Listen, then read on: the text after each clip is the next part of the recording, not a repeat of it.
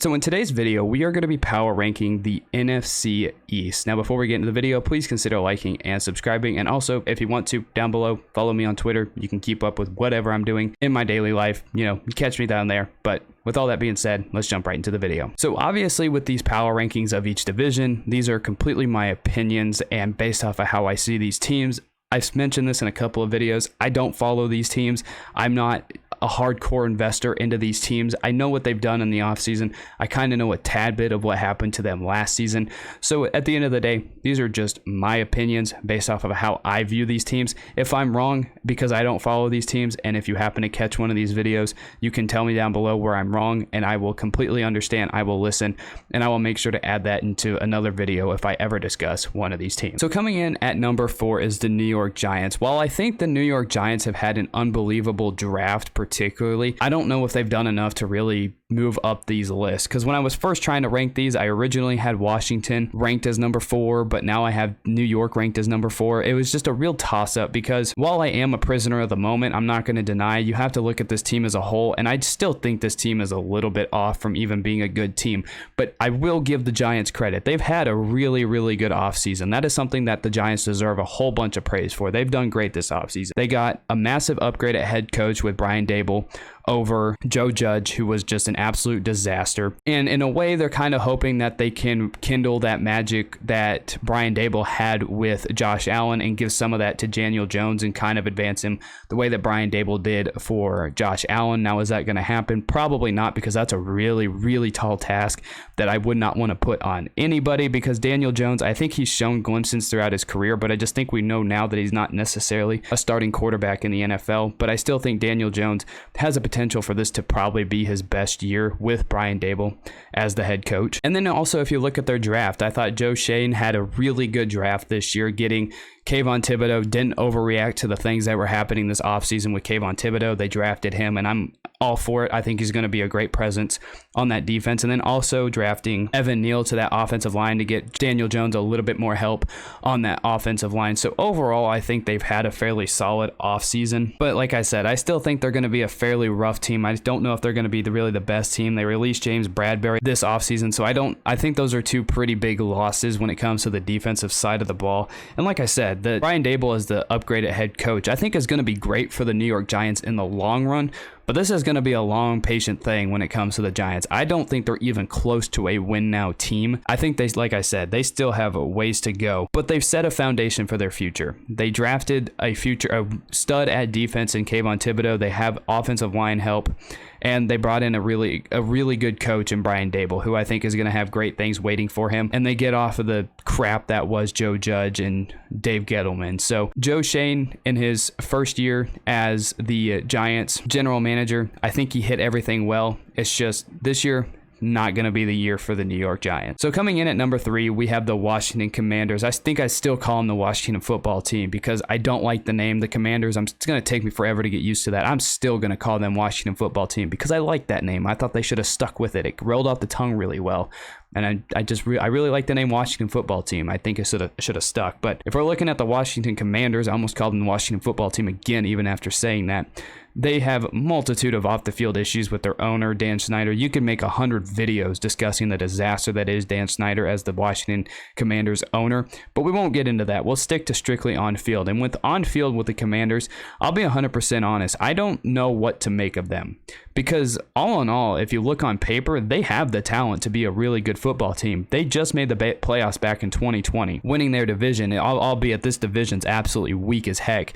And I don't think it's the weakest division from top to bottom. I think you could give the weakest division to probably the NFC South, but at the end of the day, this division is still very, very weak. So they made the playoffs just a couple years ago, but last year was kind of a disappointment for the Washington Commanders because they were a team, it wasn't pretty when they made the playoffs. They just made it, and they took a massive step backwards. Now, obviously, they had a hole at quarterback because as much as I like Taylor Heineke, that game against the Buccaneers will stick for me forever. That game will resonate with me forever because that was an unbelievable performance by him. I know he lost, but I think I got a little bit too high, a little bit too prisoner of the moment with him in that game. So I don't think he's the future. So they traded for Carson Wentz.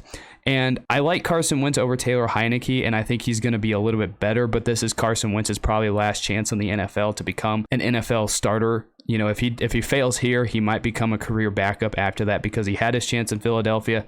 Obviously, the Colts were really mad about how that season ended after the Colts lost to the Jaguars, so they moved off of him, traded him to Washington. But I think they got an upgrade at quarterback. I don't know if he's the future. He's going to have to ball out, but offensively, they have the weapons. They have a great run game with DJ McKissick, Antonio Gibson. They have Terry McLaurin at wide receiver. They drafted Johan Dotson. So they have the weapons there. I think offensively, they have enough pieces there to be good. But it's the defense mainly that has to be a little bit better because that defense, it was number 1 in the NFL just 2 years ago, or it was the second ranked defense, my bad. 2 years ago, it was the second ranked defense. And then this past year, it was the 22nd ranked defense. So obviously that defense has ways to go before it can be considered a top defense. I think the talent is there. Like, you look at the defensive line, when you have Chase Young there, you have Jonathan Allen, Montez Sweat, like they have the defensive pieces there, especially on the defensive line, to be really, really good. Chase Young did get hurt, but it was later in the season, but I still think you can chalk that up to a bit of the struggles because if Chase Young doesn't get hurt, I think they would have been just fine. But again, Washington, I know that they were injured on defense last year with a few guys gone, but that defense has got to tighten up a little bit. Is Ron Rivera on the hot seat? I don't think so because I think he's too good of a head coach. I know that they've had losing records, but I just think he's that too good of a head coach, and they did go 7-10 last year, so they're not the worst. They're literally middle of the pack. Like, that's the thing. Washington is such a middle of the pack football team that it's hard to judge them because on paper they have the talent, they have the head coach. It's just they got to put it all together. They have to have a better performing defense than what they did last year. And if they do that, I think Washington's going to be a really good team next year. And coming in at number 2 is the Dallas Cowboys. I know it's shocking. I don't have the Cowboys at number 1, and I was honestly surprised because originally I had them at number 1, but when I was writing down my notes for the Eagles, I kind of thought the Eagles were just a little bit better, but let's discuss the Cowboys first. They've had a very weird offseason, I think is the best way to put it. The Cowboys, if we're going to be negative, did not have a good offseason whatsoever. They traded away Amari Cooper, and that was the first thing I completely disagreed with.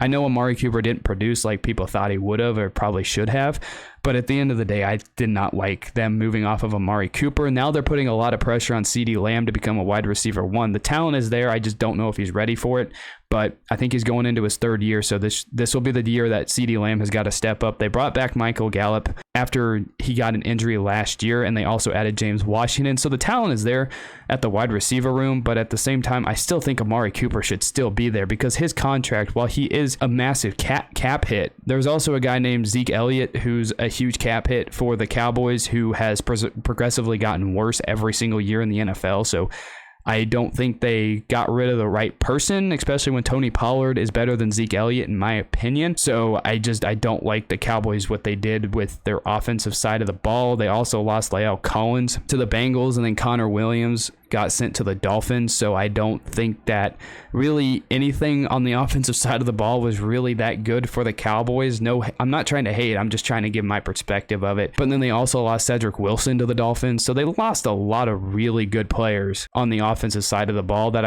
it's going to be a really tough task to overcome that. And then on the defensive side of the ball, the Randy Gregory situation was really interesting to say the least because they originally had Randy Gregory signed. And I think because of the terms of the contract, Randy Gregory was upset about that, ended up signing with the Broncos. So that was a massive piece that they're going to have to fill. They brought in Dante Fowler from the Falcons, so maybe that'll give them something to hang their hats on. They still have Micah Parsons. Trayvon Diggs, I think, does struggle at times in coverage, but he's an interception machine. So, I mean, there's pieces there. There's good pieces there. They lost Keanu Neal to the Buccaneers, but at the way that the season ended for the Cowboys, you would think they would want to get better, and I just don't think they did because the way the season ended last year with 14 seconds left, calling that quarterback draw, not really my favorite play that the Cowboys have ever ran. That was obviously a really bad call. Now, some people are saying it was executed poorly, that they blame the referees, but in my opinion, there's no reason in that situation to run that play. None whatsoever. I still to this day just doesn't make sense, and I don't like it. I'll be honest, like I understand the side of it that the refs maybe should have been in position, maybe they should have executed better, blah blah blah. But as a football coach, you can't put your team in that situation. You can't put your guys in that situation to fail. And I think that's what they did. And then they failed in that game against the 49ers. And then this offseason, I just don't think the Cowboys got better. And that's the thing. If the Cowboys would have gotten a little bit better, even on the defensive side of the ball, I think it would have been fine. But they lost a lot of pieces this year. So they have a uphill climb. And I think there's a lot of pressure on Mike McCarthy and Dak Prescott to have a good season this year. So coming in at number 1, we have the Philadelphia Eagles. And this might be me again, living prisoner of the moment, but I absolutely love what the Eagles did. They stole draft night. They blew everybody away with what they did on draft night. First, they drafted Jordan Davis by moving up. So now they have Jordan Davis and Fletcher Cox on a defensive line, which is going to be absolutely insane. Those two guys are going to wreck run games and give headaches to quarterbacks all season long. So I really like what they did by drafting Jordan Davis. They kind of screwed the Baltimore Ravens out of that pick because that's really probably who the Baltimore Ravens wanted. But they got Jordan Davis, who I really like that pick. But then they traded for A.J. Brown, which kind of sent shockwaves to the NFL. Not something we really saw coming, but I absolutely love that pickup by the Philadelphia Eagles. It gives them a number 1 receiving threat to go along with Devonta Smith, who had an unbelievable rookie season last year, who showed great promise last year. So they have 2 really good wide receivers on their team, 2 number 1 wide receivers. They have a